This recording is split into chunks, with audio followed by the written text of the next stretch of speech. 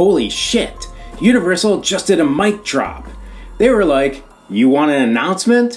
Well, how about the remaining 5 houses and all 5 scare zones and the 2 shows all at once? Boom!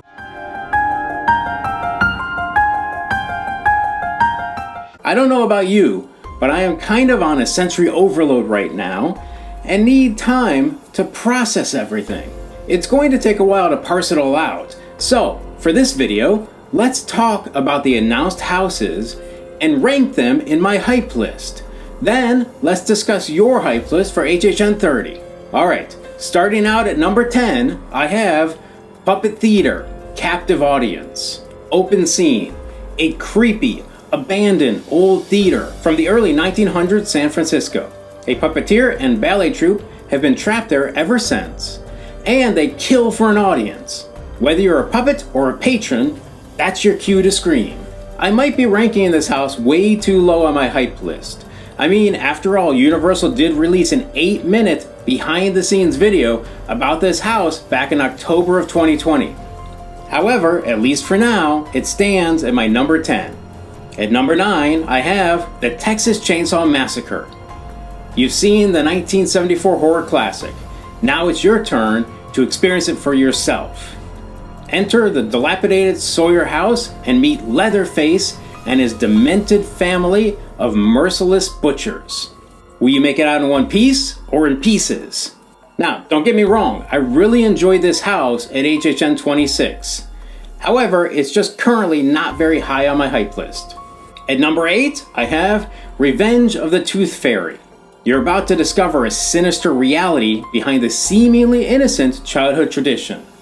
All children must give up their baby teeth to the goblin-esque tooth fairies, or pay a gruesome price. It's an eye for an eye, a tooth for a tooth. I really enjoyed this house at HHN Light and think it was a great house. So, to find it at number 8 on my list emphasizes what a strong year this may be. At number 7, I have Welcome to Scary Horror in the Heartland. The town placed a sign at the entrance to Cary, Ohio, saying it's a nice place to live.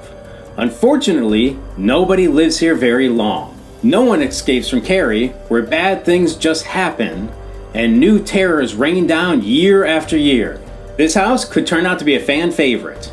But again, something has to fall at the bottom of my list, and with such a strong year, it's hard to decide. At number 6, I have Universal Monsters, The Bride of Frankenstein Lives. We belong dead, the last words of Frankenstein's monster when his bride rejected him. Now she'll stop at nothing to bring him back. I think this was an amazing house at HHN Light, and I'm happy to see it return. For more details, please see my video about The Bride of Frankenstein Lives. At number 5, I have HHN Icons Captured. For the first time ever, 30 years of characters from your worst nightmares come together to decide who's the most evil of them all. I predict this house to be a top fan favorite, and I'm very excited to see it. For more details, please send me a video about HHN Icons Captured, where I talk about rumors and speculation on what may be in this house. At number 4, I have The Haunting of Hill House. Welcome to Hill House, a structure more alive than its ghostly inhabitants. Inside, these walls echo the haunted footsteps of those trapped here for all time. I'm an absolute sucker for set design, and I believe this could be an amazing, atmospheric, and creepy house.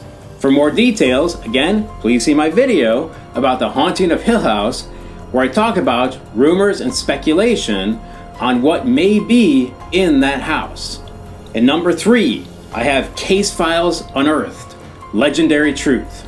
Follow the trail of a private eye as an investigation into the supernatural leads you into a dark world of ghouls and terrifying creatures. Okay, Legendary Truth is what converted me from a casual HHN fan to the obsessed fan you see here today. This house has amazing potential. On top of that, I'm going to make a prediction. I think they're going to release an app related to this house to build up the story and maybe implement games reminiscent of what we saw at HHN 23. However, This is complete speculation on my part, and I have no inside knowledge of this. It's wishful thinking. At number 2, I have Beetlejuice. I did not get to see the house last year at HHN Light, and I intentionally have avoided all spoilers about this house. However, I think this is going to be a standout house, and it also gets bumped up higher than it typically would be in my ranking because it was my wife's favorite movie growing up, and I'm very excited to see her reaction to this house. At number 1 most anticipated house, I have the Wicked Growth, Realm of the Pumpkin. An evil rot has taken root in the land. It's time once again for the rise of the Pumpkin Lord, who grows Halloween like a malignant vine. His minions are scouring the countryside, collecting unwilling sacrifices in order to summon the Pumpkin Lord. I adore the traditional Halloween aesthetic, and I am hoping this house ends up being the bastard love child of Scarecrow the Reaping and the Twisted Tradition Scare Zone. Only time will tell. How excited are you now that HHN has announced all the houses for HHN 30? And what is your house hype list for this year? Please let me know in the comments down below. And please don't forget to hit that subscribe button.